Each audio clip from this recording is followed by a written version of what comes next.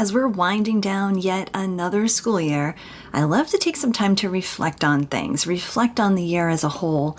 And of course, I also like to look ahead. So before you get too far into your summer mode, I wanted to address some really important issues that are occurring in education as they pertain specifically to you as a teacher.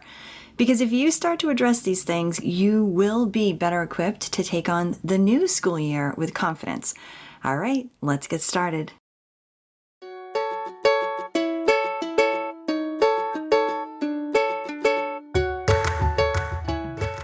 What do the arts have to do with learning in SEL? Oh, so much. Join me as we explore the depths of how these things come together through SEAL, social, emotional, artistic learning. We'll look at the mindset, the methods, and the integrations that make SEAL so effective. So plug yourself in. It's time to get inspired.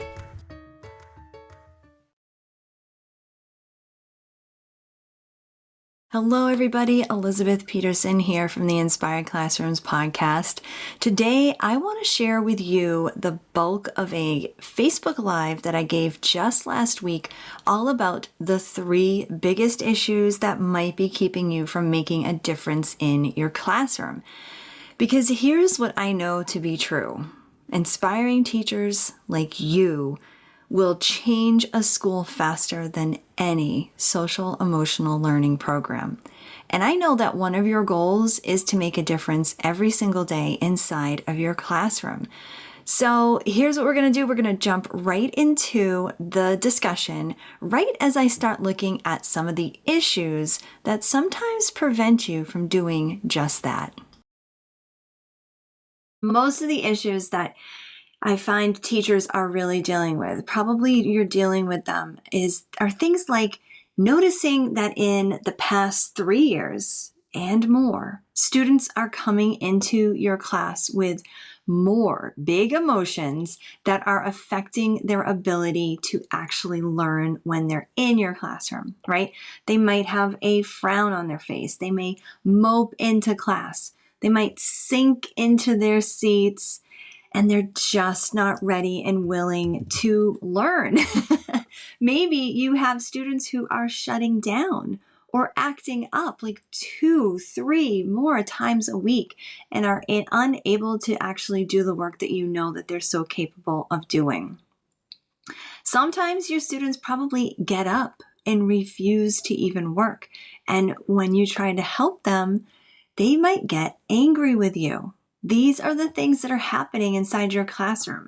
Well, let's take a look at some of the beliefs that you may actually be carrying around with you that are not helping things, but could actually be hurting your chances of making a difference in your classroom. Okay, are you ready? Let's get started with the first misbelief where you think you don't have the knowledge to teach social and emotional skills to your students. Now, this seems like a pretty valid statement at first. I mean, there certainly weren't any SEL classes in the ed department where I was in college. You can let me know in the comments if you did have an SEL class when you were going through getting your degree. But let's look at this thought for a moment, because I want you to think about what actually is SEL, right? It stands for social emotional learning. And really what it is it's just a newer term for what teachers have been teaching for, well, centuries, right? How to be kind to one another, how to work to your full potential, how to get your students to know where to find resources and how to work with others in a nice, calm, and collegiate way. It's actually like that poster that I know you've probably seen or heard of. The title is something like, "Everything I Need to Know I Learned in Kindergarten." Who's with me, right? Things like sharing, putting things back, resting with a nap. The thing is now that it's not just in kindergarten that we have to explicitly teach these types of skills. It's in every grade level. And of course, that also means that you need to make the social and emotional learning age appropriate inside of your classroom. But even that is something any of you can do, and you can do it well. I know you can, because in education, we used to call it character education. We used to call it, teaching the soft skills. But what it really boils down to is helping your students to be good, well-adjusted people who can come into your classroom and learn. And this is something that you can absolutely do. You can point out when there's a student who's being kind to another student, right? You can guide a group of kids that are working on a project to come to a compromise. You can help your students understand the resources that they have when they come across an issue. And not only can you do this, but it's really a natural part of who you are as an educator. And you can resist this by saying that you don't want to waste your time teaching social and emotional skills. Or you can embrace this as part of what you do every single day. And that's how we approach teaching these skills through the SEAL method, social, emotional, artistic learning. It just becomes part of what you do, part of your routine, and how you create that safe learning environment for your kids. In fact, in the second wave or phase of SEAL, where we energize your methods, we look at the simple and creative ways that you can embed strategies into your everyday teaching so that your students are learning these skills of self-management, empathy, kindness, taking initiative. They're learning these things throughout the entire day. So if you think you actually do have the basic knowledge already inside you to help students with their social and emotional skills, go ahead and hit that like button. And let's affirm ourselves in that, right?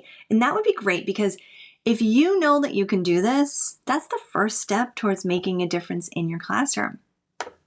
But you might be thinking, I need some strategies or activities to bring to my kids.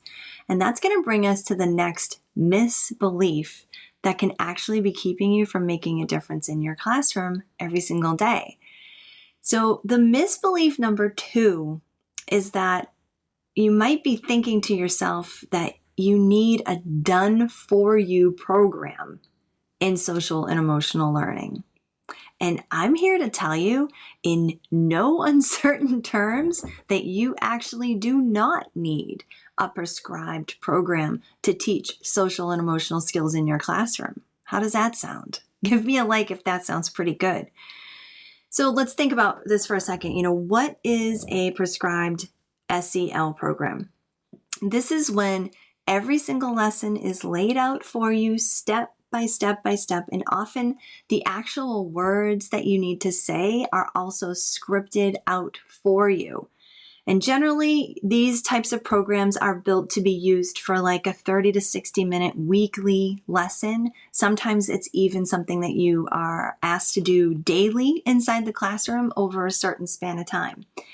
Now, I can understand why you might want to actually use your scripted program, or why you currently do that.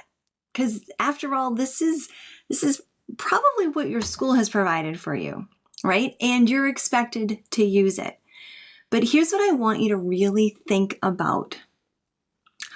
When you deliver the content according to these types of programs, how effective is it really? Because if it was effective, then wouldn't that mean that all your students would be raising their hands and participating in the lesson? But think about it. Have you ever really looked out at your students' faces as you read through a lesson? Now, of course, there's going to be some kids who are raising their hands and giving you the right answers, but they were probably going to do that anyway, right?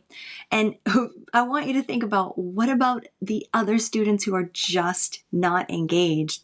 They might be fiddling with fidgets, daydreaming, and just simply not paying attention to the words you're saying, right? Or the image you're sharing, or the video that you're asking them to watch. So you have to ask yourself, are my students actually developing their social emotional skills by looking at that image, by watching that video, by just listening to the words that I'm saying off of a script? And if you think about it, How is a 30-minute weekly scripted lesson really going to help your students build something like resilience, right? You can't learn resilience by watching a video of kids working through a problem. That's like giving a 6-year-old kid who's excited about learning how to ride a bike, giving that kid a YouTube video to watch when they ask to learn how to ride a bike. Now, if you want to have this kid learn how to ride a bike, you need to give him a bike. He needs that experience of actually holding onto the handlebars and balancing and testing things out and having you there by his side to help him go in the right direction, right? The same is true for your students who are learning and building social and emotional skills. They need to engage in real, creative experiences that are going to help them develop those skills in real time. And that's where SEAL comes in.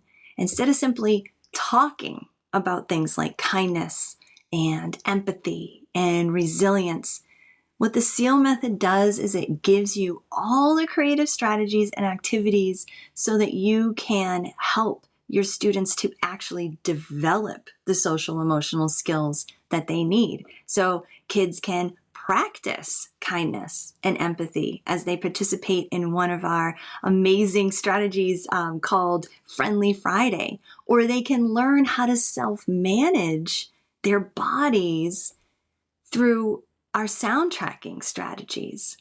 I mean, can you keep plugging away week after week after week, just regurgitating the script?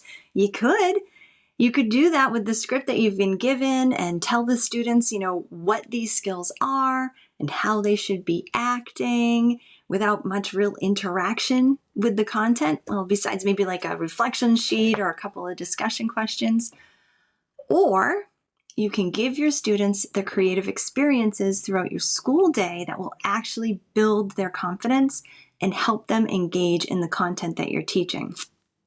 I've talked to so many teachers about this, to teachers who have utilized these types of scripted curriculums, and so many of them tell me that they do not see an improvement in their students' overall behavior when they use the scripted curriculum.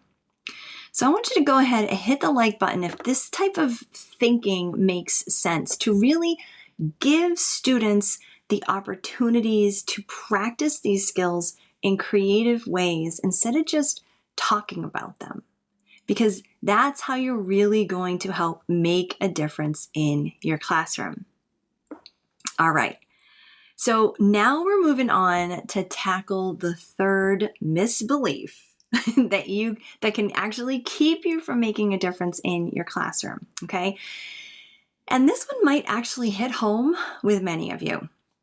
Okay, so here it is. The misbelief is that you feel like you need to wear the hat of therapist inside of your own classroom.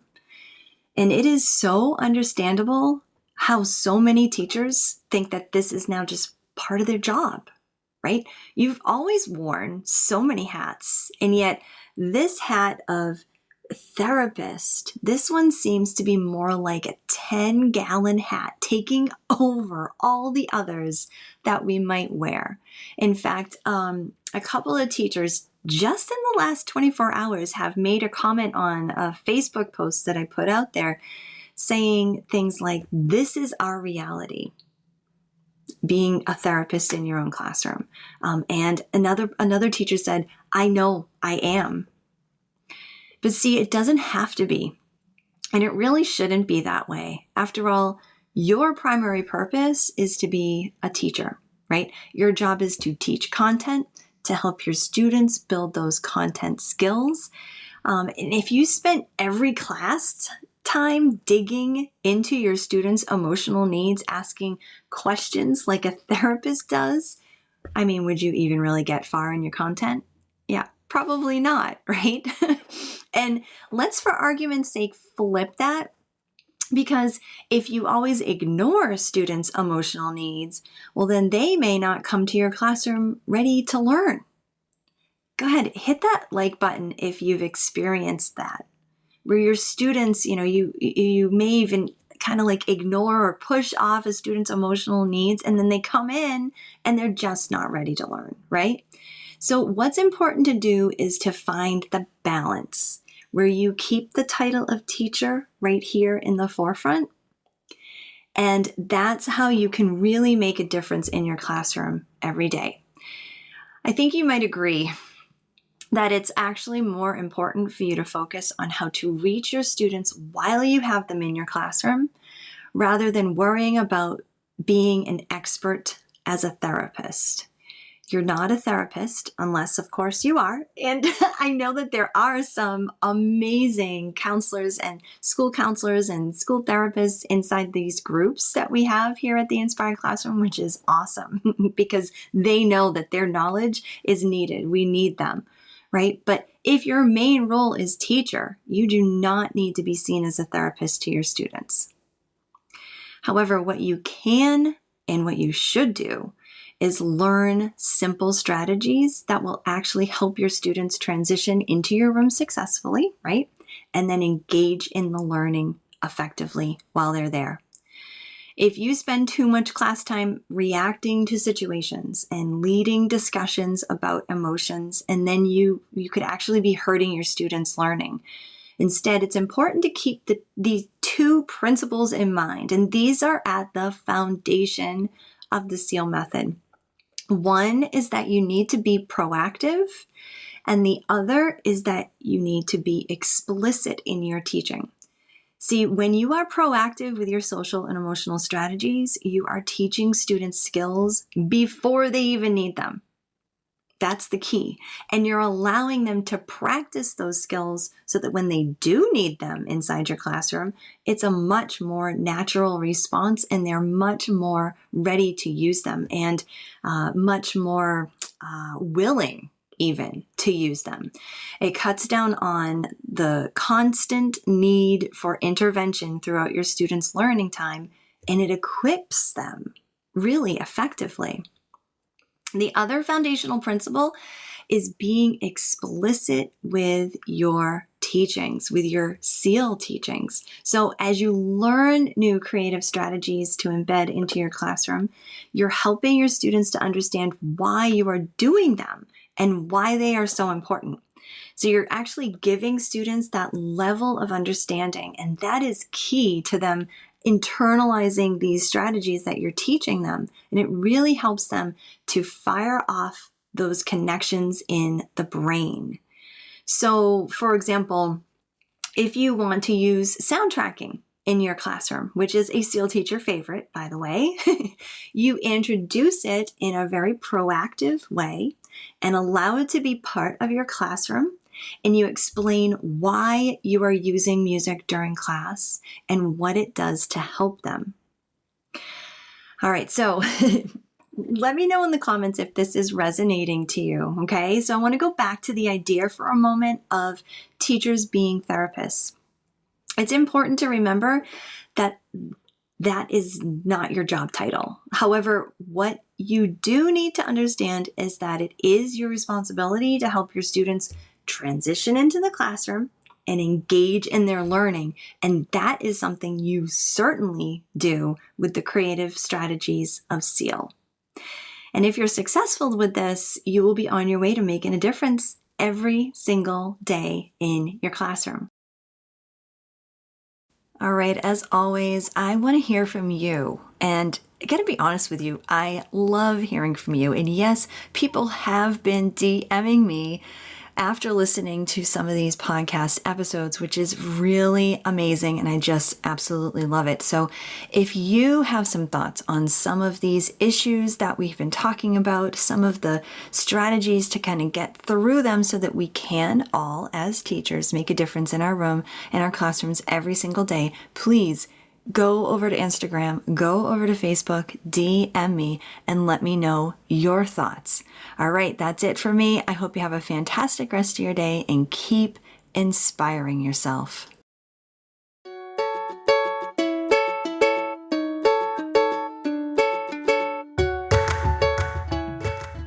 Thanks so much for listening. Please be sure to subscribe as we continue talking about arts, learning, and SEL through SEAL, social, emotional, artistic learning. If you want to learn more, go to theinspiredclassroom.com. My name's Elizabeth Peterson, reminding you to get inspired so that you can be inspiring to your students.